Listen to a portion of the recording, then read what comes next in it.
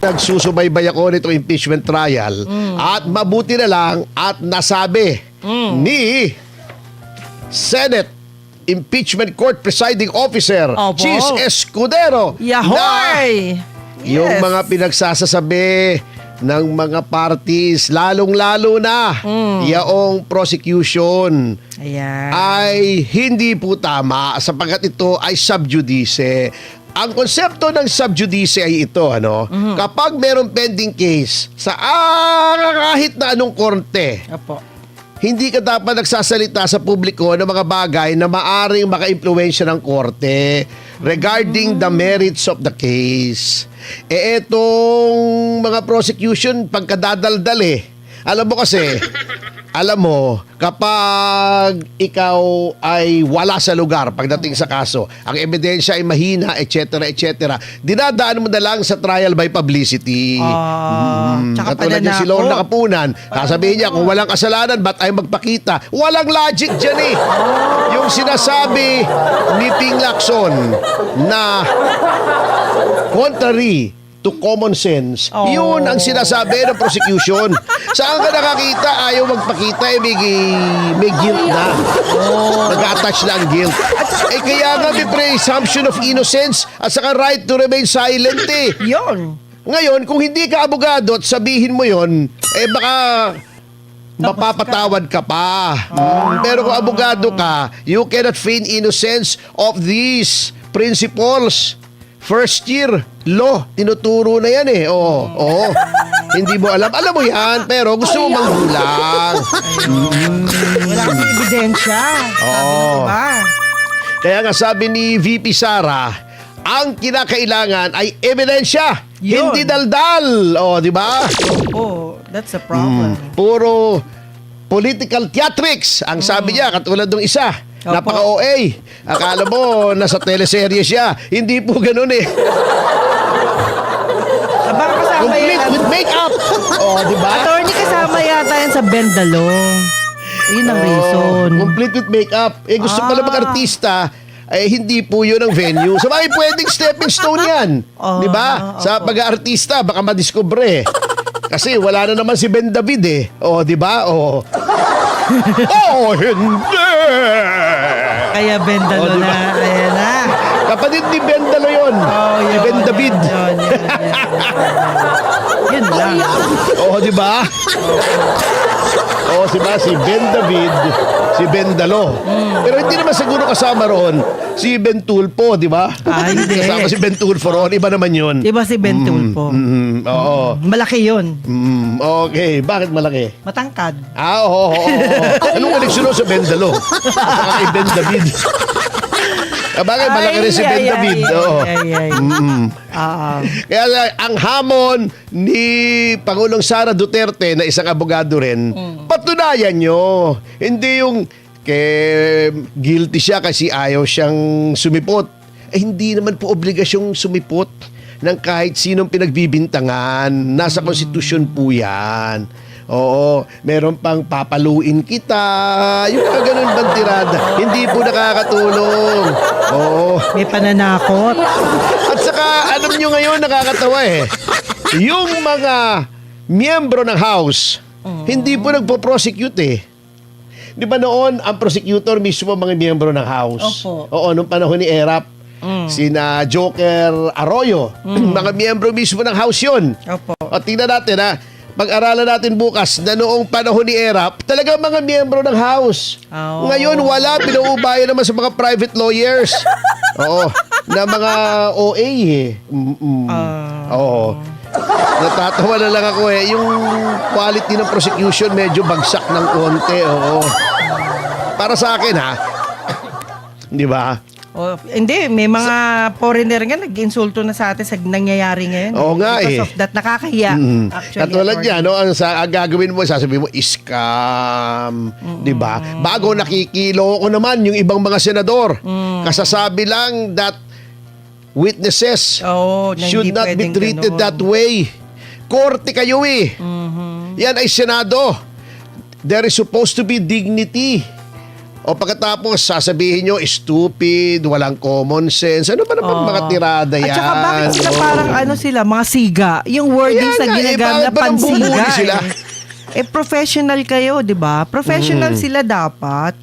Alam mo kasi, Honorable eh. yaang ganyan, kung gagawin mo sa isang korte yan, yung RTC o Opo. even Court of Appeals, pa-inhibit ka eh. Kahit Supreme Court. Ibig sabihin, kayo nasabi lang na senator judges. Ayun. Kasi kayo ay halal. Wag naman kayong umasta na mas parang magagaling pa kayo sa mga Korte Suprema. Yun nga yung Diba? masakit. Yun ang masakit. Yung mga nasa Korte Suprema, that is the best of the best, the creme de la creme ng ating mga legal luminaries. Hindi naman po ganyan eh. Kapag nag-oral arguments at may nag-argumentong abogado at in-interpolate nila, wala naman pong ganyang mga insulto. Makinig po kayo. Ito talagang mga hurado na ito. Oo. Mga mahistrado na ito. Hindi lang basta mahistrado, Supreme Court, pinakamagagaling. Yes. Hindi naman po nang gaganyan, hindi naman po nang iinsulto. Hindi naman po ang akala nila sila na lang ang may alam. Pambihira naman. Huwag naman po ganyan.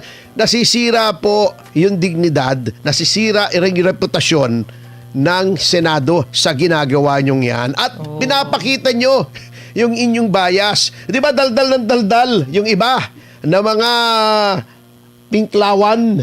Oo. Na dapat daw yung mga judges ng impeachment court ay magpakita ng neutrality. Bakit yung mga kaalyado nila? Oo. Gano'n na lang kung mag-insulto. Sagad-sagad. Neutral ba yun? Oo. May decorum ba yun? Yun ang Yun sinasabi ko eh. Practice what you preach. Kaya itong mga pinklawan hindi manalo-nalo na sa eleksyon eh. Nakikita nila yung hypocrisy eh. 'Di ba? Bakit nga ganun sila, no? Ewan ko ba? Sa dami-dami ng problema ng Pilipinas yan yung mga pinagsasamantalahan ninyo. Yung Napapailing ka na lang eh. Totoo. Alam mo, hindi ko nga maintindihan eh. Is it because wala kayong accountability kaya ganyan kayo umasta? Yun. Posible. Palibhasa hindi makapalag sa inyo yung witness. So, ibig sabihin, kayo pala, ang kaya nyo lang, yung mga hindi makapalag, yung hindi makalaban. Mga duwag kayo. Di ba? Pero attorney, nakapanood ako sa ibang lahi. Yung suntukan talaga. Alin? Paluan ng yung sa Senate. Hindi. Yung mga Sa parliament ganun, yun, sa tama ba Taiwan yun? yun eh. Sa Taiwan. Nag-away sila. Hindi, iba pala gusto mo yun. bang maging ganun doon? Hindi, parang ganun ang mangyayari. Ayun nga, Pag oo. Hindi napigilan. Sa South Korea, sa Yun, Taiwan. yung nagsampasan ng upuan. Suntukan, agawan ng papel. Suguran, di ba? Nilulunok pa yung batas eh. Yun. Oo. Ay, huwag naman sana tayo umabot sa ganun. Huwag naman tayo sa Hindi, dumadating na nga sa ganun eh. Kaya lang, ang iniinsulto nila yung mga witness na walang laban. Kasi alam nila hindi makakapalag. Ayun. Ganun naman yung mga yan eh. Ganun naman yung mga pinklawan eh. Ang yabang-yabang. Hamunin mo magharap. Iiwas. Yung si Nery Colmenares, di ba, napakayabang. Nung may hearing kami doon sa DOJ. Sabi ba naman sa akin, halika, sa labas tayo. Sige ka ako, halika. Nung lumabas ako, nawala. Di ba? Hindi, attorney, Hinahanap ko, umuwi na daw. Sa panahon ngayon, kailangan talaga cool ka lang. Hindi ka lang. hindi sa ganun, hindi sa panahong ito. Opo. Kung senator, judge ka eh. Act that way. Basahin mo yung sinumpaan mo. Ayun lang. Dapat neutral ka. Impartial ka. Hindi ganoon ang pinakikita mo. Pero what if- Iniinsulto mo yung witness. Ano ba namang klase yan? Pero what if, attorney, yan ang napag-usapan ng grupo nila? Walang kwenta yung grupo nila. Oo, di ba? Asarin natin, benggahin natin, mga ganon. Kaya nga palagay diba? maaari. Kasi Asarin nga, natin. manipis Ayun. yung kanilang ebidensya. Yun lang. Kung anong kapal ng mukha nila, yun ang nipis ng ebidensya. Laban kay VP Sara. Katulad niyan, si Ortonio. Di ba? Ano sabi niya? Sinabi niya na yung COA daw, wala naman daw na nakitang ginamit sa hindi tama yung pondo. Alam nyo, yung bias media, ang ire-report niyan, anong ire-report niyan? Negatibo. Negatibo. Yung importanteng Dapat parte sabihin. ng testimonya ni Ortonio, hindi i-report ng bias na media. Oh. Kaya tayo na mag-report, responsibilidad natin. Nandito Yes. tayo sa SMNI. Tayo truth that matters. Anong sinabi ni Ortonio? Yes. Ha? Oo. Sabi niya, Sige, attorney. walang sinabi ang Commission on Audit na yung pera ay napunta sa bulsa ni VP Sara o ginamit sa hindi tama. Oh. Kasi binibrainwash nila mga tao Mga kasama, ganito po ang procedure sa COA. Okay. Nag-liquidate ka, sinumite mo. Kasi audit nga Yes. Okay. Sabi ng COA, teka muna, parang hindi yata kami naliliwanagan dito sa iyong liquidation. Ano ba ito? Nag-explain ka. Opo. Dinisalaw. Pag dinisalaw yan, hindi pa naman pinalyon. Yan ang sinasabi Ayun. Ibabalik mo. nila. Yan ang sinasabi ni Robin. Kaya alam nyo, lumalabas, mas patilino si Robin sa inyong Totoo, lahat totoo. Kasi si Robin parehas Okay. Sabi niya, final na ba yan? Sabi nila, hindi final. Pinagtatawanan nila si Robin. Totoo naman! Tama. Hindi po final. Buti pa si Robin, alam kayo, hindi. Paano? Sarado mga utak nyo. Di ba? Pagka ganyan yan, dinisalaw, hindi ibig sabihin, ninakaw mo yung pera. Yes. Pwede kang mag-request na ika-clarify mo. Opo. Ma'am, ba't yun naman disalaw? Tama naman Eto po, magsusumiti kami ng iba pang Ayun. mga clarification. Pagkatapos, kung hindi pa rin, pwede kang pumunta sa komisyon. Pagkatapos, sa korte. Yes. Hindi pa po final yan. Pag sinabi lamang ng korte na may problema yan, na talagang dapat i-disallow yan, yun lamang ang final. Hindi pa po final, lalo na doon sa mga auditors. Tama. Noong pinresenta nila, di ba? Ha? Usually, attorney, tumutulong pa nga yung mga LGUs kung paano mo ayusin yung problema mo Hindi naman Tama. LGU ito Sa OVP ito O yan. Oo. Sa ganong bilangan. Hindi. Walang LGU rito. Okay, sige. Oo. Dito, yun ngang COA, hindi sinasabi niya, eto kulang. Ayun. Eto. Madaling intindihin. Sige po. Para maintindihan ng ibang mga senator judges. Opo, sige. Inutusan ko yung driver ko, si Joey. Okay. Mataba yun Oo. Joey! Bawal yan sa Senado. Bawal ang mataba! Bawal yung ganyan. Alin? Mamintas. Hindi naman kapintasan yung mataba Ako, mataba rin ako Gwapo naman si Joey. Nagsasabi lang tayo, nagdi-describe lang tayo. Ng totoo. Parang sinabi mo lang maputi si Lucy Torres. Matangkad si Juvie. Maliit si Atty. Topacio Pandak. Mataba si Joey. Hindi. Alam nyo, huwag kayong masyadong snowflake. Ayun. Ang tawag nyo sa Batangas si Nana. Madaling Pikon? masaktan. Madaling masaktan. Para kay Nana. Sensitive. Ayun. Pag sinabi sa inyo, halimbawa, yung mga kritiko ko sinasabi, Pandak, totoo naman ba't ka magagalit? Hindi fake news yon, maliit naman talaga ako. Ngayon, pag sinabi mong obobs ako, di mag-exam tayo. Tingnan natin kung totoo. Di ba? Unang-una, ilan ba ang degree mo sa kolehiyo? Pangalawa, ilan bang government exams ang pinasa mo? Yun. Para sabihin mong ganun ako. Pero anyway, wag na yun. Hayaan mo na sila. Mga ulalo naman yung mga yun Inggit nyo lang. Inggit lang. Halimbawa si Joey, binigyan ko 1,000. Eto listahan. Bilhin mo. Okay. Di pagbalik sa'yo, eto lang ang sukle. Eto sir ang resibo, eto sukle. Teka muna. Ba't kulang ng 200? Ay sir, sorry. Nakalimutan kong kumuha ng resibo para doon sa bulaklak. Ayun. Kasi ako every week nagpapabili akong bulaklak, nilalagay ko doon May sa extra harap. pinabili. Sa harap ng litrato. Opo. Noong magulang ko na Okay. pumanaw. Every week yan. Ay, happy 1,000 live viewers! Maraming Thank salamat you. po. And, Oo. Sige. Di kulang ng 200. Ay sir, sorry, nakalimutan kong kumuha ng resibo dun sa nagtitinda ng bulaklak. Bulaklak. Para ilagay dun sa harap ng painting ng mga magulang nyo. Ayun. Balik ako, kukuha ko resibo. Oo. Nakakuha na. Mm. Okay, ayos na, kikwentahin ko. Ay, ba't kulang ng 50? Ay, sir, sorry. Masahe. Oo, Pwede. nagbigay ako ng tip dun sa Watch Your Car. Oh. Yung nagpaparada sa akin sa harap ng flower shop. Binigyan ko ng 50. tip 50. Wow. Kasi sabi ko sa kanila, not lower than 50 yung mga Watch Your Car. Eh, ano ba namang halaga ng pera ngayon, di ba? Opo. Oo. Mahirap na rin. Tinuos mo, okay na. Ganun yun. Hindi porket ay kulang. Eh, Nakaw na. nagnakaw ka, di Oo, ba? Hindi nagbintang ka pwedeng na ng ganon. ganon. Oo. Alamin mo muna ba't kulang. Tama. Ay, kasi ganito, sir. Oh, bakit kulang pa ng 50? Ay, sir, sorry. Bumili akong soft drinks, nauhaw ako. Ayun. O, mineral water. Kulang ng 20 pesos. 20 pesos yon. O, yun. Alam mo na, ganun po yun. Pero- Ang importante rito, mga kasama, Mm. halimbawa ito, di ba sinabi, bumili ng gamot. Walang OR. Pwede naman tingnan kung talagang binili ng gamot. Ang importante, mga kasama, walang sinabi ang Commission on Audit na binulsa ni Vice President Sara Duterte. Dinagdagan nila.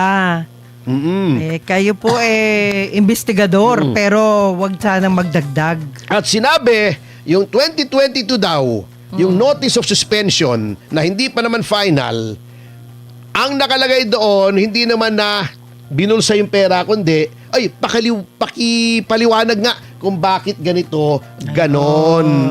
Ganon po yun. Hindi pa po final yun. Ang bihira naman. Yun ang sinasabi ni Robin. Eto po ay, final na, sabi ni Robin. Sabi nila, hindi pa po. Bago, tumatawa sila. Alam nyo, si Robin, lagi nilang nilalait. Street smart yan at may common sense. Katulad ditong si Bam Aquino.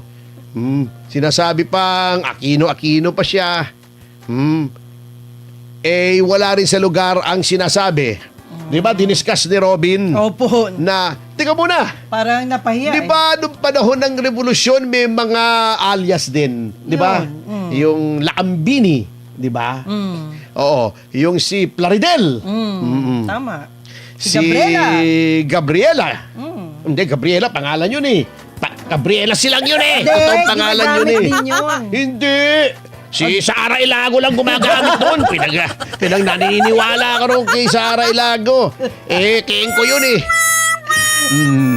Oo. Sige. Yan.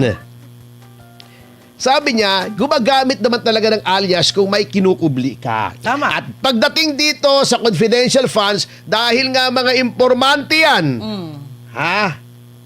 ay kailangan mong itago ang identity. Ng isang Akalain mo ba tao. naman, sabi ni Bam Aquino, wala naman silang confidential funds eh. O, di ba? Ay, grabe ka naman, sir. Siyempre, walang confidential funds. Ang puntos, Bam, ay kapag kailangan ng confidentiality, acceptable gumamit ng alias. Yun. Di ba? Katulad ni Ninoy Aquino, gusto niyang ikubli Martial na siya. na siya ay pabalik na sa Pilipinas. Kasi may panganib nga sa buhay niya. Tama. Hindi nilagay Benigno S. Aquino Jr. doon sa passport niya. Marshal Bonifacio. Yun. Hindi pa nga Philippine passport yung kanya eh. Malaysian pa eh. Di ba? Para makubli talaga. Kaso napatay siya. Kasi kasama niya. Hindi po yun ang punto sa may confidential funds. Pinaglululoko na naman tayo nitong mga nasa administrasyon na senador eh. Di ba? Tama naman. Ito siguro ang dapat gawing alias dito sa mga senador na hindi makaintindi at nag-iinsulto. Kasi sinabi ni Robin, meron daw mga alias na ginagamit yung ating mga bayani. Di Masalang, Tikbalang, Taga-Ilog, Tama. Magdalo. Ito pa, Kasili, Kaadobo, Katinola. Hindi, walang biro. Ayan, tingnan mo. Tama. Kapansit, Oh. Kakamote, at Kabawang. Di ba? Dapat ang tawag dito sa mga senador na hindi makaintindi, kakamote. Kasi nangangamote. Di ba? Halatang nagkakampihan sila. Yun ang nakikita Bago sinabi ko. ba naman nito na wala naman po tayong gera. Hindi ba ginegera tayo ng NPA? Yun. Di ba? Tama. People's War ang tawag nila sa kanilang pagre-rebelde, di ba? Di ba ang tawag nila sa kanilang sarili? Bagong Hukbong Bayan, New People's Army. Di ba pag may army, mayroong gera. Opo. Di ba? Opo. Di ba? Ang tawag nila, di ba? Isulong ang digmaang bayan. Di ba? Bago sasabihin mo walang gera, parang gera po yan. Gusto nitong mga komunista na ibagsak ang ating republika sa pamamagitan ng armadong pakikibaka. Hindi ba gera yan? Anong tawag mo dyan? May armas sila Talagang delikado. Talaga namang sinasabi, internal armed conflict daw ay different from war. Oo, pero the rules are the same. Merong intelligence gathering din yan. Alam mo, ang dapat gawin nitong prosecution, mag-intelligence gathering. Wala silang intelligence Kailangan ng intelligence gathering Pero may gathering sila, attorney. Nag-gather ng foot in mouth. My Ay, nako. Talaga Pero naman. high blood ka na naman. Relax Hindi, ka lang. alam mo kung bakit na-high blood ako? Opo. Dahil nalalansi ang ating mga kababayan dito sa impeachment.